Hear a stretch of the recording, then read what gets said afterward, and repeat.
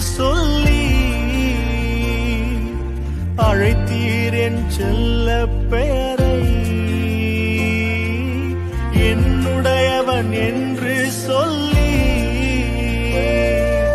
அழைத்தீர் என் செல்ல பெயரை. வளர்த்தீரே இவ்வளவாய் உம் நாமம் மகிமைக்காக. வளர்த்தீரே இவ்வளவாய் உம் நாமம் மகிமைக்காக. நீ என்னுடையவன் என்று சொல்லி